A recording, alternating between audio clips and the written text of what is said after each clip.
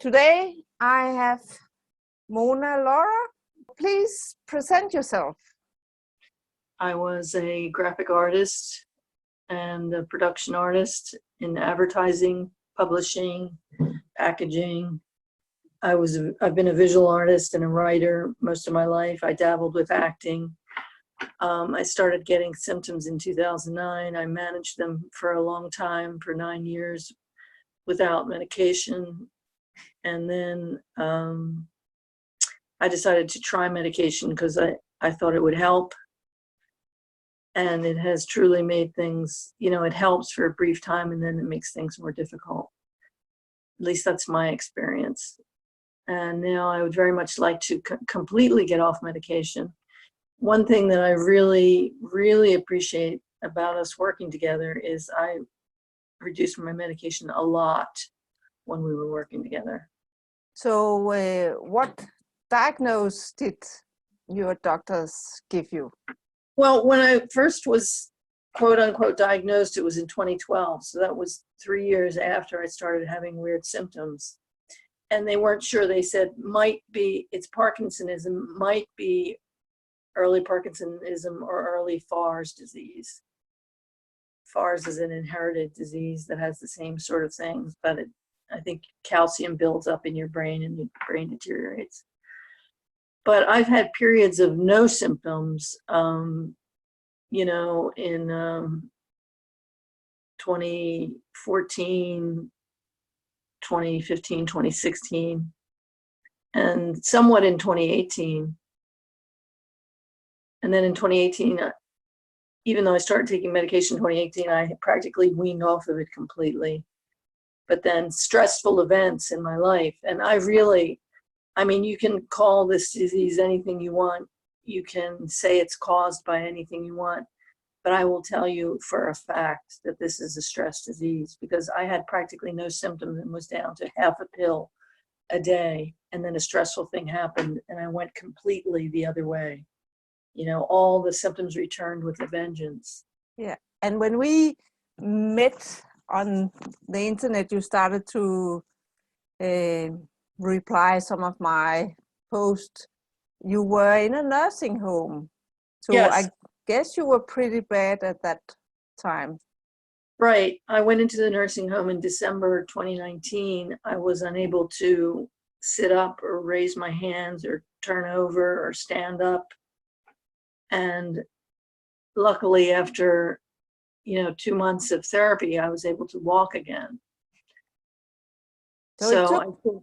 It took some months because I can remember the internet connection was not very good, so we couldn't do anything. We couldn't work until we didn't actually start to work until the end of 2020. That was the beginning of 2020. And then I went into the nursing home again in 2020 in the fall for 2 months. And once I came out of there, maybe about a month later, you and I started working together. Yeah. And how did you get, the whole world thinks that Parkinson is, we can call it a physical disease where you can do nothing. How did you get the crazy idea that a therapist could do anything in this regard to this disease? Well, a couple of reasons. Before I was taking medication early on, I was very symptomatic and I used all kinds of natural methods and neuroplastic exercises. And I got much better. I had no symptoms. So I knew it was possible. It was almost like a cycle of, here come the symptoms, and then you get rid of the stress and you work towards being well, and you're well. But then the stress comes back, and if you don't learn how to handle it and you don't process it, then the symptoms come back. So that was one reason. Another funny thing is when I was in the hospital and I couldn't move or couldn't walk, a neurologist that actually he left the practice, he came into my hospital room and he said, there's nothing wrong with your body. Your brain just thinks that your muscles don't work. Okay. So was he in opposition with the other doctors, or? Well, he left the practice not long after that. He was a very unique person. He was a Yeah. very unique doctor. So the rest of the doctors Pumped me full of lots of medication. I mean, it's not that he didn't believe in medication, but you know, they had me on very high dose. And when I left the nursing home, the first nursing home, I weaned off myself. But then a lot of stressful events and also chemical events. I had mold in my house, black mold, you know. So I think that that's something, if you have a tendency towards Parkinsonian symptoms, anything that's stressful to your body can throw you off. Yeah. It's not just emotional stress, you know, it's chemical stress. So when I met you, you were in a, can we say, more stable situation in your life because you had grown up child and have left work. So that was a time to start becoming better, I guess, or what? One would think. But, you know, life is full of surprises. That would have been the nice time, you know, for life to become easier. You know, grown child, retired, you know, living in a place that's lovely, you know, driving around here is really beautiful. The air is fresh. You know, it's a relaxed lifestyle. But you know, there are stresses. There are family stresses. There are, I mean, even something like, you know, when I first got out of the nursing home, the very next week, my bathroom flooded. You know, and I mean, if you're somebody that has a nervous system that's behaving normally, that's stressful, but it's not stressful enough for you to become symptomatic of some sort, you know? Yeah. So I just really feel like it's a sensitivity. And you end up using a cane? Oh, for a while, yes. For a while, I did use a cane. Yeah. You know, I got out of the nursing home the second time in the fall of 2020, and I was walking without a cane. And then maybe a week later, some things happened, and suddenly I had to up my medication and start using a cane. And then we started working together, and I was able to reduce my medication gradually and stop using the cane. Yeah. And that was because we worked for a year, on off for a year, and then we haven't met for nearly a year. And then you start again replying to some of my posts, and we connected. And then I saw that you have become so much better. So what happened during the last year? Well, no, I was becoming so much better actually when we were working together. Okay. I was doing exercises. I began to walk normally. My left arm hadn't swung normally for years. I mean, years. And it started swinging when I walked. Okay. You know, my posture was erect. A lot of those things, I mean, I was doing what are called LSVT big exercises, but we were working on removing trauma. And I think that trauma, like Parkinson's, is kind of like permanent PTSD, it seems to me. I'm very glad you mentioned that, because I have made some posts about trauma. I call them body memories. But could you please elaborate a little bit about your version of what is a trauma, and how does it feel to have a trauma or body memory? It's kind of tricky to describe it. You know, I mean, I can remember events in my childhood and not actually feel them, you know, like violence in my early years, abandonment in my early years. You know, I can think about them rationally, and I can, you know, talk to a cognitive therapist about it. And, you know, try to overcome it, but it leaves a behavior pattern, you know? So until I get in there and really look at it, and it's very elusive, you know, when you try and look at those things yourself, it's elusive. It's like now you see it, now you don't. You're like, oh, that happened, and then it disappears. You know, the actual sensation of it. Yeah. And also to feel the sensation of it. I mean, if I were to sit and process my trauma alone, I'd be a basket case because it's intense.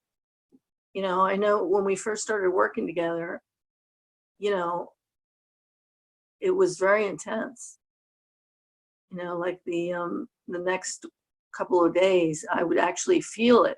You know, if you suppress things and disassociate from things. Is there one trauma that's okay for you to talk about? Maybe the one where you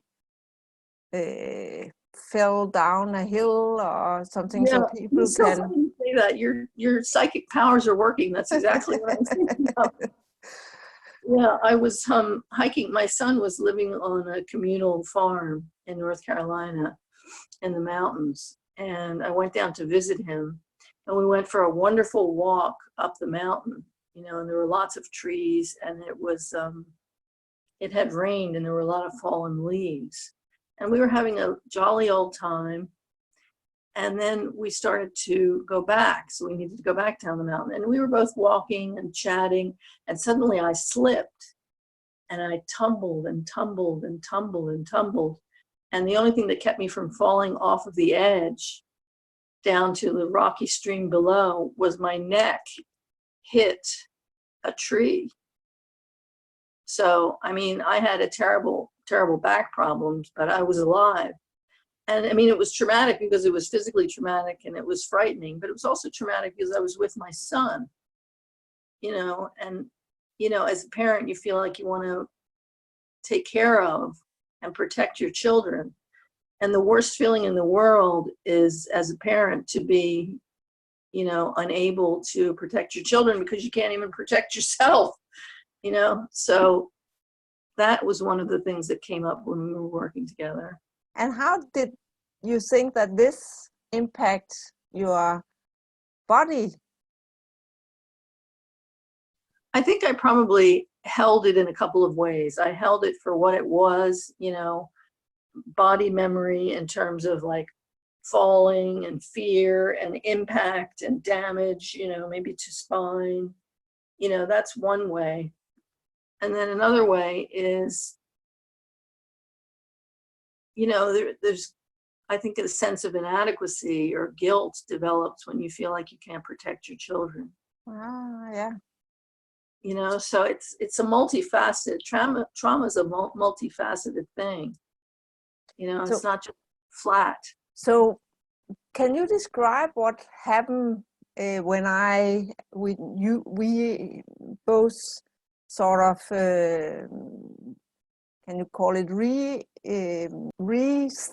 refeeling this trauma? Can you describe what's happening so people can? Well, it wasn't always the same, but there were a couple of different techniques that you used to use with me. And the one specific thing that I really like is recreating the situation, you know, experiencing the situation as I was, like, say, a childhood memory of, you know, being hit, revisiting that and being able to visit that child self as an adult, as my adult self, and being able to address the situation as an adult, my adult self, and protect that child self, or even rewrite it. I remember there was one incident where we visited a childhood trauma, and after our session, I sat down and I created a totally different ending. Ah, yeah.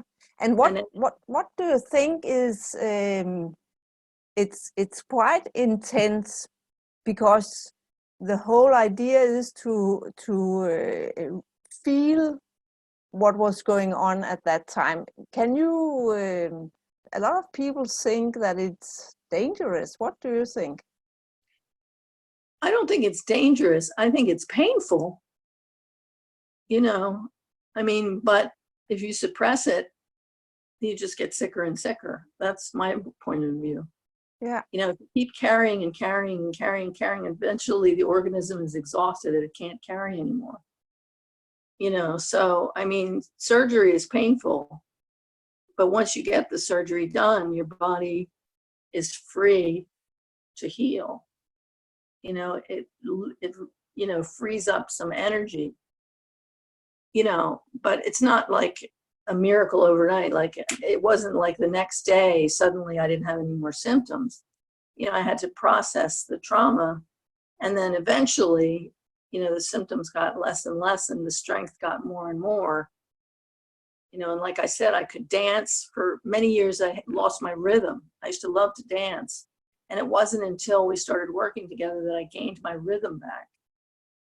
And then I think you, between the last time we saw and until now, then your body has continued regaining strength, or what? How would you describe it? Well, I continue to do my exercises. I have had periods since we've not been working together where I've been doing poorly, you know, but I do keep in mind that I've gotten better before and I can get better again.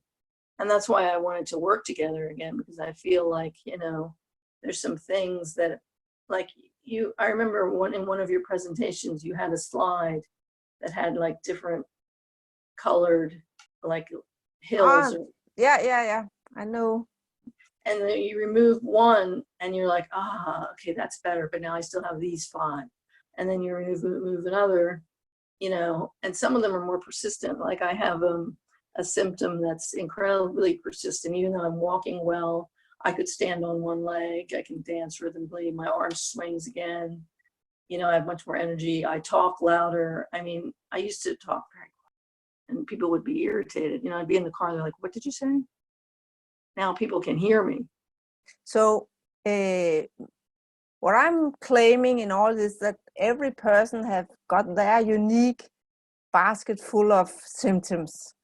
And right. Some of them can get a diagnosis because they fit into the Parkinson's diagnosis or someone else. Is it fair to say that we have actually worked through a lot of the Parkinson's symptoms and then you have some other symptoms list? Is that a fair representation?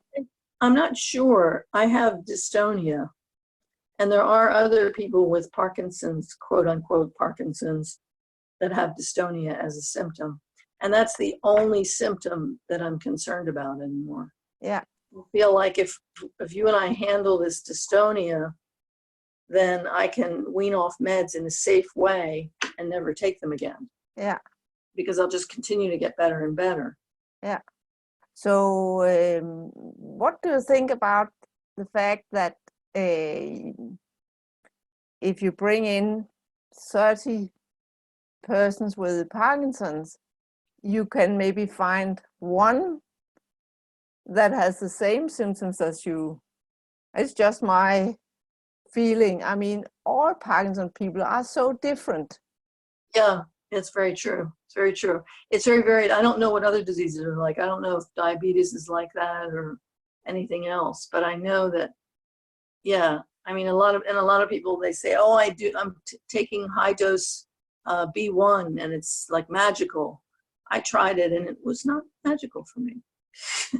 You know, it didn't do much good for me. It exacerbated my symptoms. I never got to a place where it was actually helping. Yeah, so it helps people that have vitamin B deficiency, but it doesn't help people that haven't got that problem. There's not one universal pill. No. For anybody. So the idea in this group, in my concept here, is that you do whatever you can, and I help people, and we find out what's possible that you can do yourself in your area, Are you living in a big city or in the countryside with hardly any thing to buy or do? It's different. What can you do by yourself? But one thing is common for all people on the earth, that stress. You can reduce stress, and by reducing your stress, you become better, and then we'll see what happens. Right. So what have it done to you to reduce stress in your life? I think a huge part of what's happening is the analysis of why things bother me so much.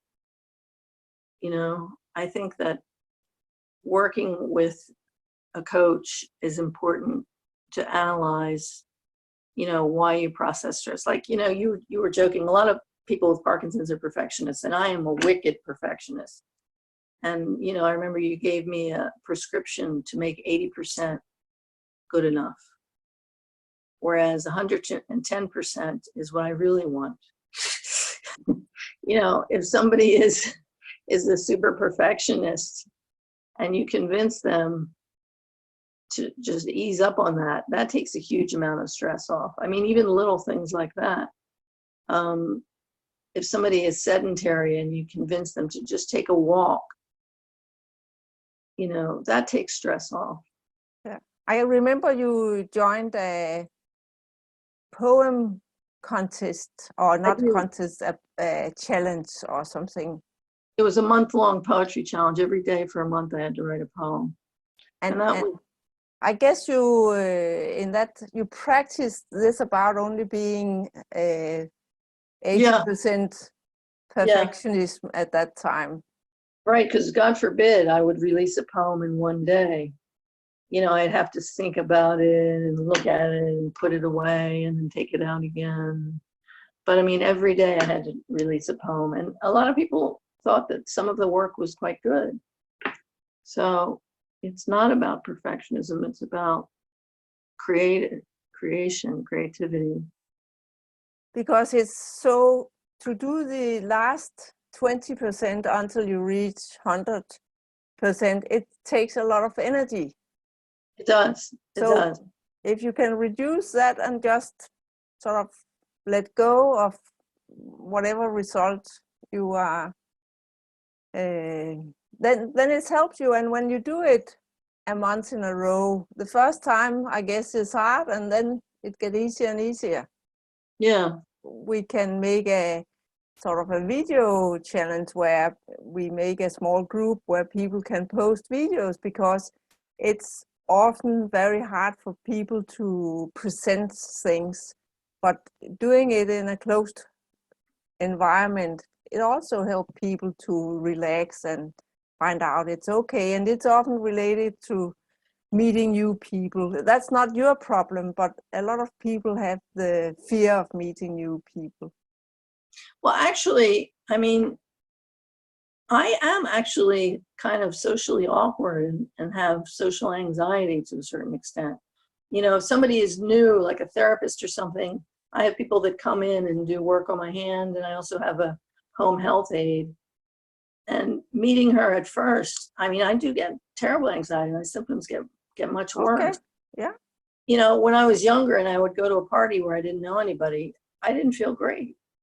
You know, I was nervous. Yeah. I went because I wanted to go to a party, you know, but it wasn't the easiest thing to do. So what do it do to your physical symptoms when you are nervous? I get much more spasm. Yeah. You know, I get some tremor, but I feel like my problem is spasm. Yeah.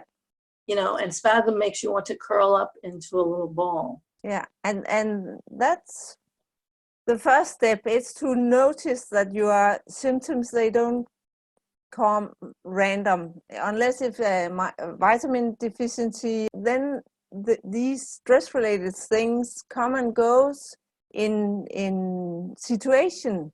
So if you are in a new situation with new people, you get more symptoms. And that's nothing to do with a disease. It's to do with stress, all sorts of stress.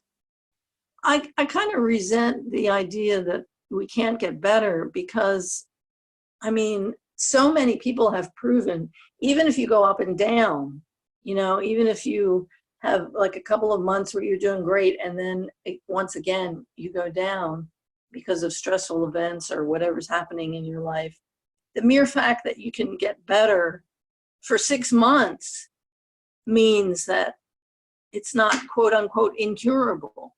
If it's possible for 6 months, it's possible permanently. Yeah, you can, there's always a corner in your life that you can improve in some way. We have already talked about traumas. We have talked about social awkwardness or phobias, perfectionism.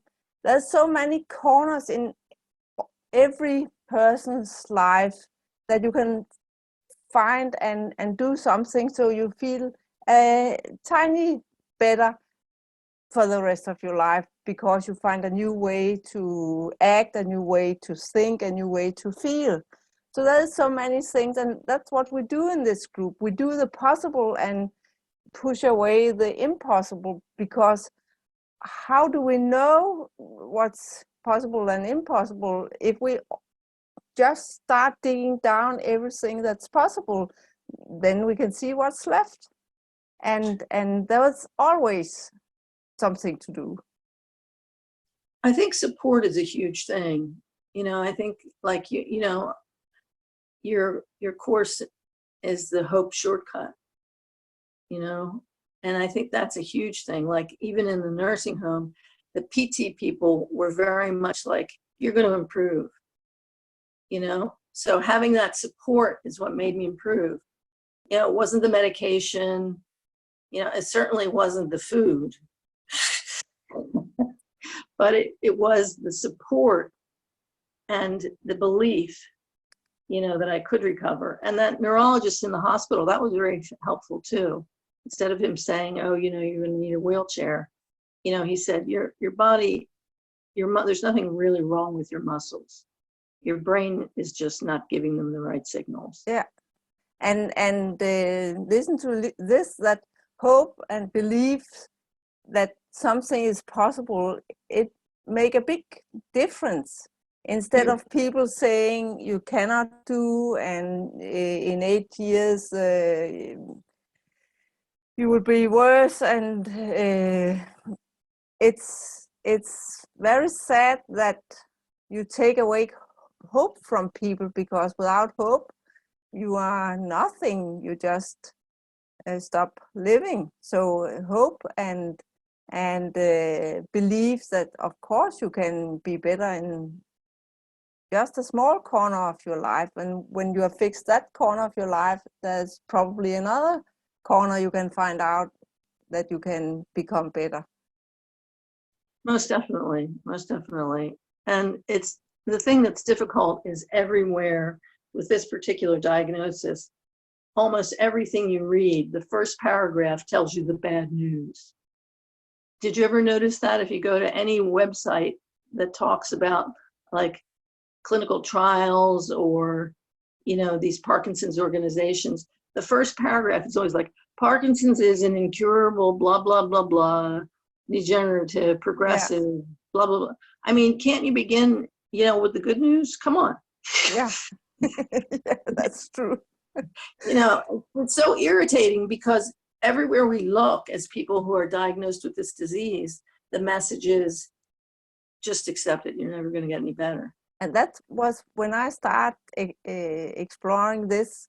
I dig down for studies, and there's hundreds and thousands of studies that actually support that you can become better. Maybe they have started line dancing or biking or something, and then they can test for sure that people have less symptoms for 1 or 4 hours after this session. And I just say, okay, why don't you do this a little more often? All these hundreds and hundreds of studies of things you can think and do to become better, boxing, dancing, a lot of stuff. And then on the other hand, as you say, you have all the things where it starts on page 1 saying that you can never be better. Because what's important, if you can be better 5 minutes, then you can be better 10 minutes. And if you can be better 10 minutes, you can be better 20 minutes. And it's just to unfold that potential. Right, and yeah, you really do have to be patient and celebrate your little victories. I mean, it's distressing, especially when you started on medication, because then and your body is addicted then to the medication. What is your new relationship to the symptoms you have got now? Will they become smaller or bigger? I vacillate. Okay, there have been times when I've been extremely hopeful, and then something very stressful happens and my symptoms will increase, and I'll be like, oh, here we go. They're right. I'm never going to get better. And I have to be mindful. I have to, be mindful. And I'm glad that you're out there and other people are out there that say, okay, it's a setback. It's not confirming that will never change. Yeah. So when something stressful happens, you sort of go back to the old belief that you cannot become better, and then you realize, okay, maybe it was this and that stressful situation, and then you become better again. Right. Is it something like that? Yeah. So is it fair to say that it took you decades to come into this disease? Yeah. So of course it will take some years to resolve all the stressors. Yeah. And I mean, for me, I'm the kind of person that likes instant results. If you cut yourself, you bleed. That's how I like things to be. I'm doing these exercises. I should be healed by next week. That's how I feel about it. You know what I mean? What are we waiting for here? Come on. I know it's stress. I know it's trauma. Let's get this thing on the road. Get the show on the road.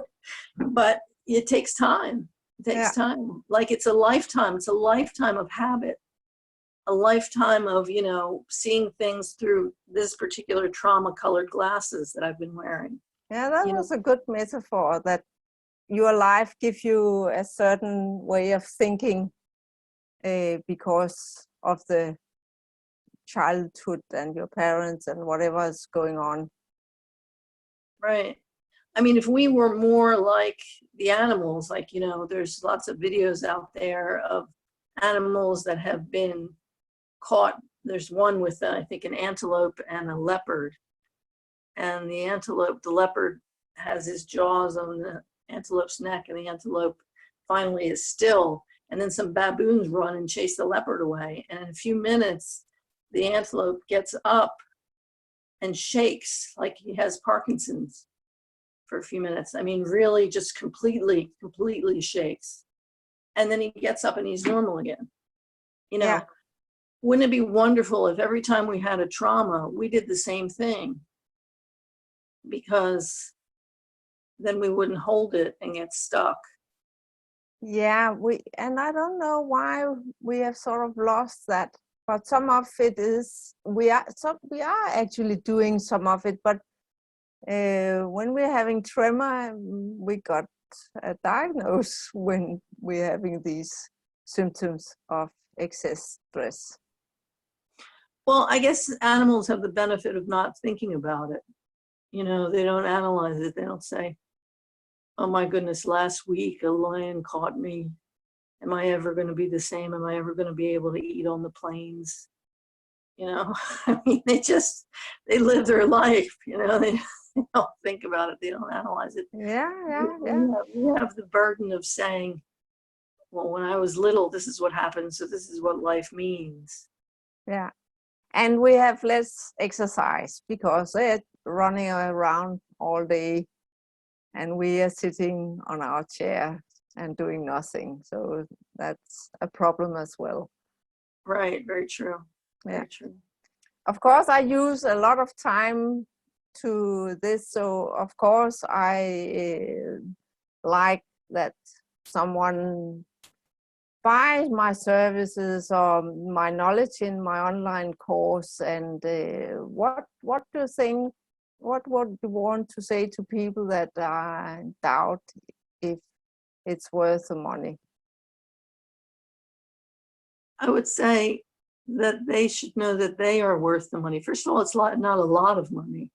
I mean, I'm on, you know, I have a very fixed income, and many of us are on a fixed income. So sometimes everything seems like a lot of money, you know, but to have the kind of resources that can help you change your direction in terms of pursuing your health, you know, that's worth it. So To the have the kind of online support. course, what did it give you? It's a new way of thinking. It was my intention to give people, can you call it a reset in the way we are thinking health? The thing I like about your online course is, you know, you break down into the letters of hope. You know, I like the way you have it structured. And then to support what you're saying, you have all kinds of different resources. You know, I mean, there's resources, there's tons and tons of resources on the internet, you know, and, you know, you find some and other people find some, you're part of the Parkinson's group, but it's a beautiful thing to have something in one place of access. And it's also, I think, a good thing to have something that you're committed to. Like this week, the lesson is to, like, let's say, find an exercise routine that works for me. You know, and you give examples and videos of lots of different things and people's experiences.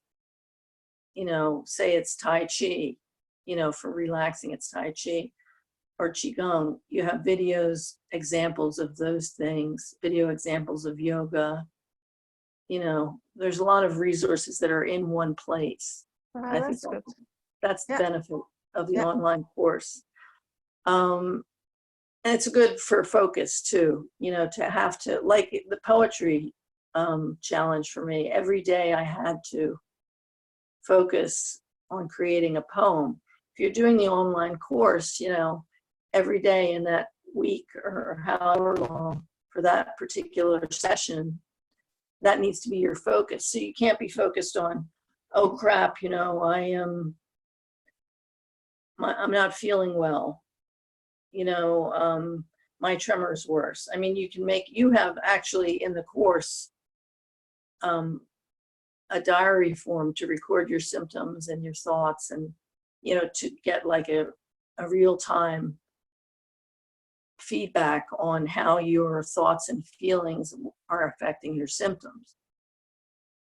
And that's, yeah, sorry, it's just what this symptom diary, it's so important that you start, that your symptoms are not a blur of not being well, but that you dissect it and find out that there's always a reason to a peak of symptoms. There's always a situation, some thoughts, some persons that are related to some more. And that's one of the key things, that you get aware instead of just being unaware of how things is related. And the more mindful you are, and I think you've also included in the course some mindfulness exercises. I know that you and I did some mindfulness exercises together. You did all kinds of techniques when we were coaching. I mean, the reason that I wanted to do coaching is because I really like the one-on-one, and I felt like I knew I had trauma that I needed to resolve. So I really wanted to work with somebody doing that, not just the course. But I think the good thing about the course is it does force you, like I said, to address it in a positive way all the time. Like no matter what you're going through, you know, you do the course you're forced to focus on the solutions, not on the problems, which I think it makes a huge difference. Thank you for this. Have you a last comment for people? Be patient.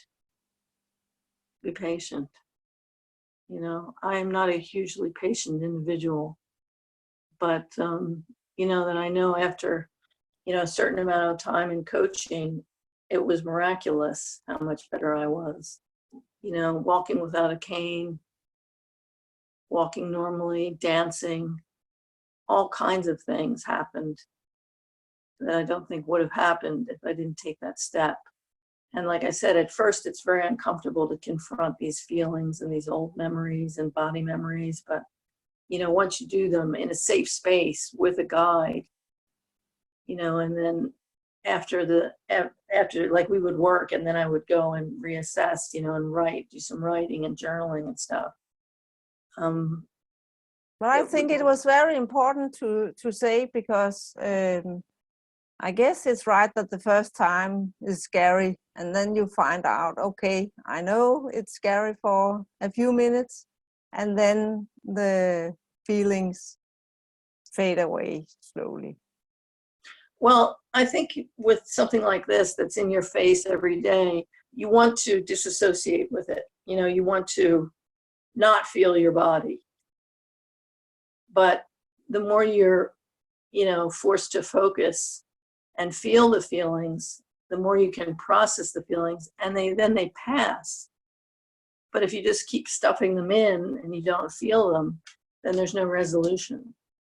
And that's what I call, instead of calling it a trauma, because I call it a body memory, because it's all sizes. It can be small things we find out has a impact on your body, or something that seems small, that you wouldn't pay attention on that body memory or trauma, but then suddenly it pops up in a session, and you find out that it was an issue, it had an impact on your body, and was stored as a body memory with connected feelings. Right. Right. I mean, you look back on things and you kind of even laugh about them. I mean, in my family, we did a lot of laughing about our childhood. You know, our father was very violent, but we would make jokes about him.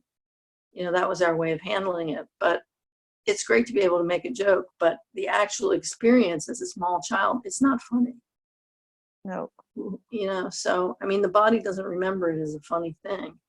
And it gets stuck, the emotion. So everything, when you think back that you get emotional, it's a body memory. And we also have good body memories, where we have memories with connected, warm and loving feelings.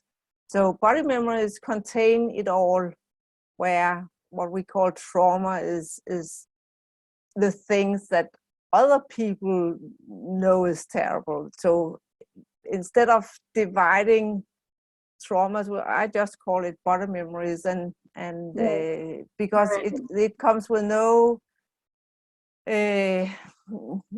judgment if it's okay that it's a trauma, or it's a small thing that other people don't understand. But it can be really small things that give you a stiff ankle, or problems with some fingers. It can be something that no one would think about being a problem. Right. Right. So my last words, I think, about it would be, it's really important and very worthwhile for you to work with somebody that's going to keep you focused on what's possible for you to do, not what's impossible or what you're told is impossible. You know, it's great to have support, you know, friends and Facebook groups, but I think it's really important to have somebody in your life that's going to help you maintain that strength and that focus and that positivity, so that you can change your biochemistry, because I really think that's what happens, is that your biochemistry changes and your body remembers how to be healthy. And to say a last comment, that it was my idea also to collect more professionals, coaches and trainers and therapists, because we can help a lot of people. So I hope, it's my dream that in the end I'm just one of many people. So you can sort of say, I like this idea, I want to see what happens when I reduce my stress, and see how far I can come with professionals that work from the same idea, this hope process where you get a little nerdy with your symptoms and relate them to stressors in your life, and you pacify the stress and get a mild push to engage in your local area and with what you can do there as well. So that's my dream.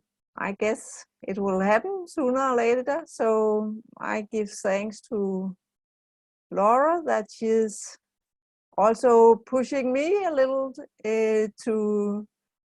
to grow and develop my ideas. So I think with these words, I will stop this. Okay. It was really good talking with you. And Yes. I hope people will give themselves the gift of, working with you, whether they want to do the online course or coaching or both.